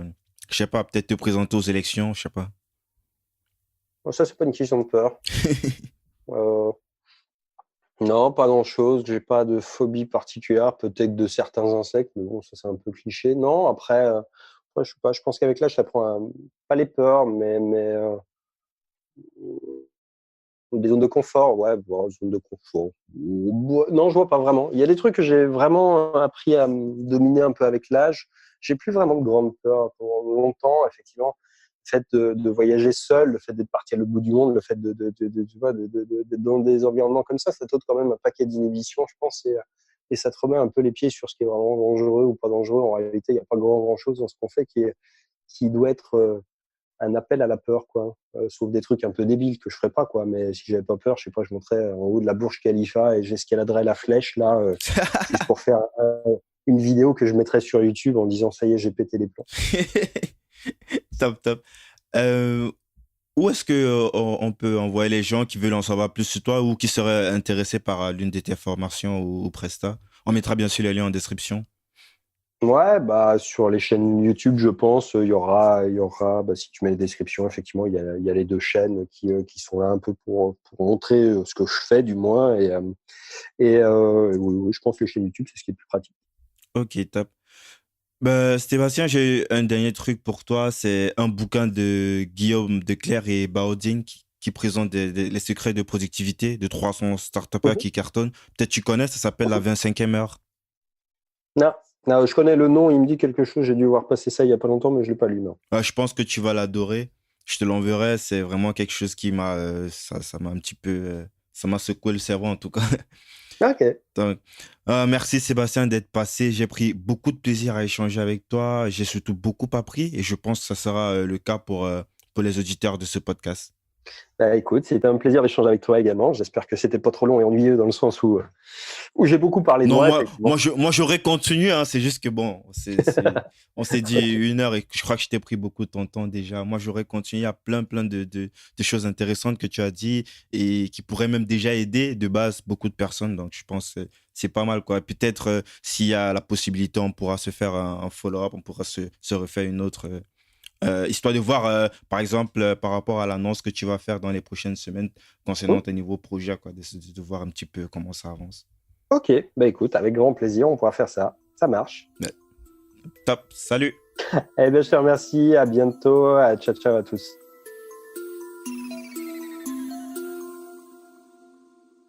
Merci d'avoir été avec moi jusqu'au bout de cet épisode de Débrouillard. Si vous avez apprécié l'émission, la première chose à faire est de le dire à l'invité via les réseaux sociaux. Vous trouverez le lien de ses profils dans la description de l'épisode. Faites-le, c'est très important pour le remercier et pour montrer que Débrouillard est écouté. Presque aussi important, abonnez-vous au podcast et laissez un avis sur Apple Podcasts ou iTunes. 5 étoiles de préférence, ça permet à Débrouillard de monter dans les rankings et d'être donc découvert par de plus en plus de gens.